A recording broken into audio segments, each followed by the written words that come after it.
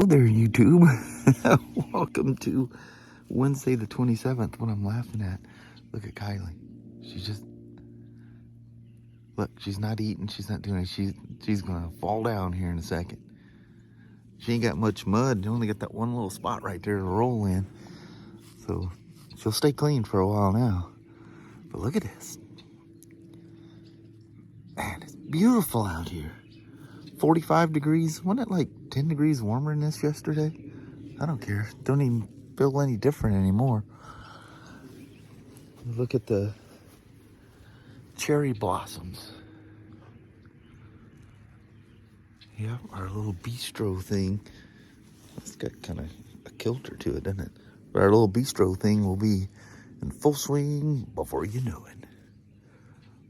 Ah, dang. Welcome to Hump Day. What a nice start. It's very peaceful out here, Mama. You ready to roll in your war wagon? Who parked that thing? It's all cattywampus. That was probably me. No, it was me.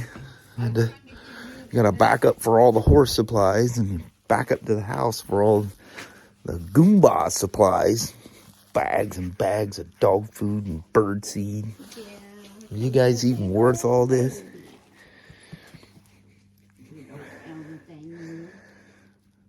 Like I've said before, I think she's got some farmhouses she's visiting. Yeah. I think kids and... I think other people must be... Yeah, feeding her too. She don't get no more than anybody else. Why are you the big one? Yeah, and you run the most. Yeah. Next to Danny, anyway. Mm-hmm. She's got got like a cat, you know, they'll go visit the neighbor as well. I come for my little nightly treat. Well, at least you come home. All right. Just around this corner is where that truck went off into the Columbia River yesterday. I guess there was multiple cars and a couple of trucks involved. Look, they already fixed that. Oh no, it's still broken. I was about to say they fixed the guardrail already. But only one person had minor injuries. That was a colossal crash. Look at that. Oh, the truck is still laying in the water down there. That's crazy. Well, Mama, like yesterday, goes from brilliant, beautiful sunshine, dry roads to rain. Back and forth and back. Back and forth. This is like probably the most extreme example of a Pacific Northwest spring ever. Yeah, I haven't seen That one like this. on-off switch. Yeah. Some nervous kids flipping the switch. Sunshine rain. Yeah. Sunshine rain. Look, Mom, the lights come on and off when I flip this thing. Yeah. Anyway, it's Hump Day. Let's go in there and bust it out. Oh, right, sounds like a plane. All right. Love you. See you. Bye. I love you. So, you can look on the parts fish and there's a motor assembly available for this thing. It's hideously expensive. But, it's discontinued.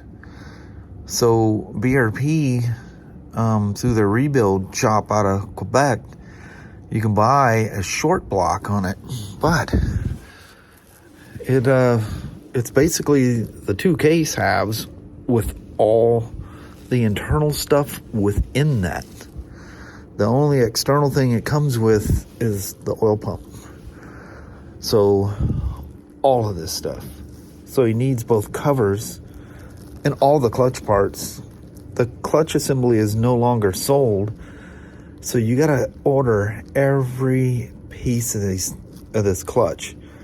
If you've never, there's some shock bushings inside here that take up shock. I don't know if you can see. Yeah, you can see the springs and all them little pucks, and there's all these things inside that.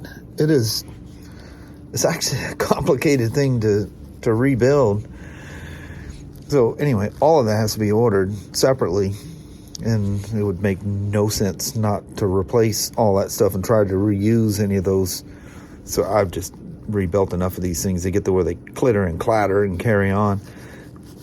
Just don't try to reuse anything. But anyway, that short block, I'm not going to discuss prices. I don't know how much information the customer has at this point, but I personally, I wouldn't spend that much money on this thing. I don't know. I mean, each bike has its own soul, and that's up for the owner of said vehicle to decide.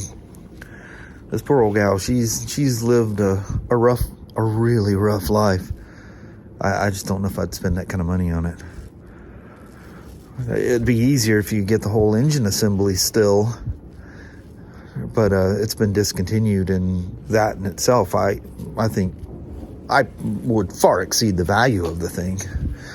But things are a lot different nowadays, so I'm glad I didn't. Well, I wasn't anyway. But I'm glad I didn't dump oil in the thing. The filters and stuff are all new, and they just leave that just the way it is. Kind of concerning. Doesn't it look like somebody grabbed that plug with a pair of channel locks down there? I wonder why someone was messing around with the HCM on this thing. This is that HCM. See, it's got a stator just like a regular SM5, but the HCM is attached to it. This thing has its own oil pump. I've discussed with you guys, when you get about 2.5 quarts low, they stop shifting. One of the most common things is it'll downshift to third gear and stick there. So you're really doing some Joey slip cut clutch action when you take off from a light. Some of these side-by-sides are so big you can't get them in the shop upstairs or even downstairs for that matter. Oh, James, he's smart. He got himself a canopy thing there to work out here when the weather's less than nice. Look, a reflecting pond. Good Lord. We damaged a pontoon on one of those new boats. I had to replace it.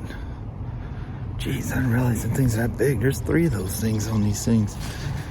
That's crazy how big them outboards are now. Holy moly. All that horsepower. And that's actually kind of a small one. I couldn't record in there. He had a radio going. Just checking on him. Has been down there with me all days. Keeps coming in, snagging a tool, running back up here. He's actually, we're fixing this up for a customer that's going on a trip. And the delay was getting the pontoon that we damaged and getting it replaced. And so he's worked his last 2 days off on this project. Good guy.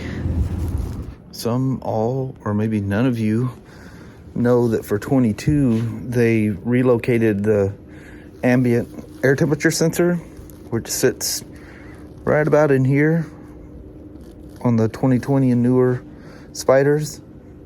So for 22, it has now been relocated inside this fascia down here. You could probably even see it if you took that cover off where the cool LED light goes. Probably see it in there. That's not how easy it is going to be to put it in. So if you have a 2021 that was built after January of 21, which is referred to as a late model 21, this fascia is designed to accept a bracket, a wire extension, and a couple of screws, and you can remount that from up there to down here, and it just gets it farther away from the radiator so you don't get that false reading at idle or super low speeds. If you have a 2020 or early production 21, if you replace this whole front fascia down here, you will have the late model 21s and 22s. There's a molding that's built into this front fascia on the inside where that bracket, and then you relocate the ambient air temperature sensor. But earlier, the 20, like this one, and a early model 21 built prior to January of 21, you have to replace this thing, and then you can buy the wire extender and the bracket to mount it on there. Of course, I haven't ridden any of the 22s to test that out. And I tried looking in the hole to see if I can see. I see the wire going down to it, but I can't see the bracket. And I can't stick my finger in there far enough to feel it, but it's around that little corner. So that'd be kind of cool. So it's a really easy thing to do if you have a late model 21. 22 is going to come with it, but it is possible to do it on a 2020 and early 21. These are actually very early 2020s, because I'm sure they snag these things up and send them out on the demo truck right away. Get that thing rolling. I didn't see where the steering stem parts were coming to get these done, so hopefully that'll show up quick. Yeah, that's generally less than fun, but we get her done. I've had to, was it on, no, it was the earlier models of the 1330s. It's not the end of the world. Actually, I have one of these things. Remember, some of those things were wearing loose, and they were getting replaced, or you just replaced them if you're out of warranty. But this is what the lower one is. Told you guys about the double ball joint setup. That's it there. That's the the DPI. I think it's actually identical either direction, but this is down at the DPS, and this is up at the steering, where the first shaft, which has the plate where the handlebars and stuff bolt. These were just a pretty much a solid. I don't think it had a ball joint at all in these old ones. Maybe it did. I don't know. Never had to do those, but it's a simplified, a little more crude. Yeah, you can see the ball joint at the DPS. That's right. Because when you're replacing a DPS, you got to fight to get that thing in. So this one, because the parts were fairly inexpensive, we're just getting both of them. The one that goes through this housing and has a flat plate, you can't see it, that the handlebar stuff bolts to. Kind of cool, man. It would be nice to hear the story of what happened to these things. What we're thinking is, these guys, they're just running a show. They don't really know what they're doing. Using ratchet straps. I've seen more motorcycles destroyed by people using ratchet straps to tie them down. Man, you can way over torque things that way. I've seen frames bent, all kinds of crazy stuff. Anyway, looks like I got a customer coming to see me. Look how blue that light is outside compared to inside here. I just locked the balance in here, well, as close as I can. I got several different degrees of Kelvin that I use inside. Anyway, if you guys could do me a favor, you guys email me like sometimes several thousand emails a day. I'm a one-man show. I work full-time, and then pretty much when I get home, I'm working on the vlog when I get home. If a question for a Spyder or whatever is easily found, you can talk to your dealer, you can Google it within seconds and get the answer. Please don't keep blasting me with emails of stuff that's like well beaten and already taken care of, or any of these conspiracy theory crap that's going on about, things. I'll try to answer stuff in emails, or in vlogs and stuff like that. That way I can get the mass of the same people asking the same question.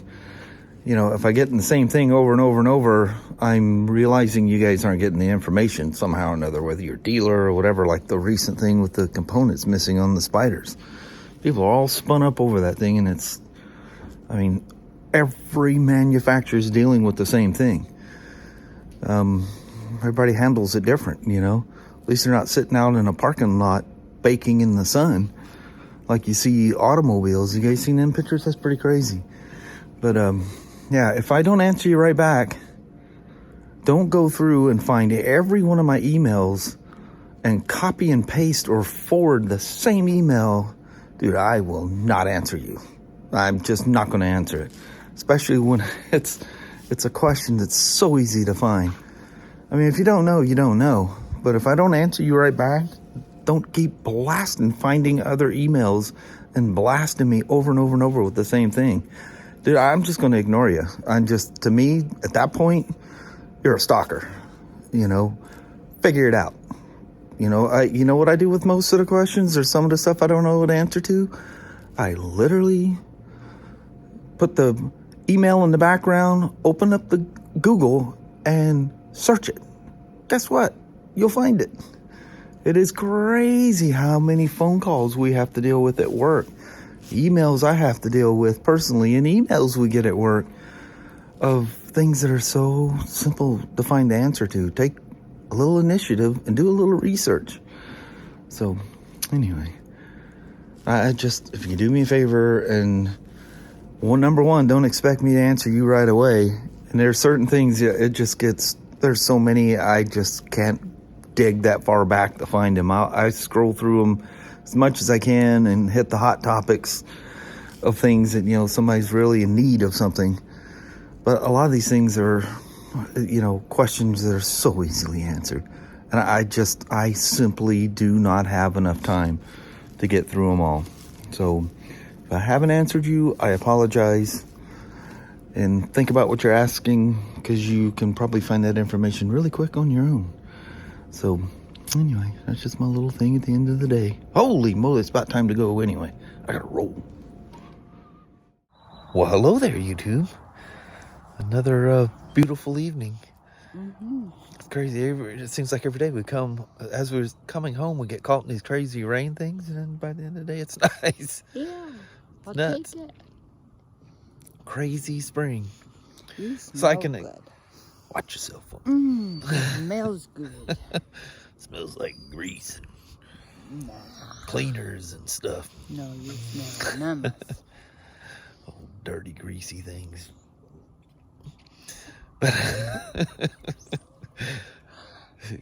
It's just crazy when you wash your hands sometimes. You go, dang, I didn't think I was that dirty. And the sink's just black, I wonder where all these crazy smells come from, chemicals and whatever else. Oh, yeah.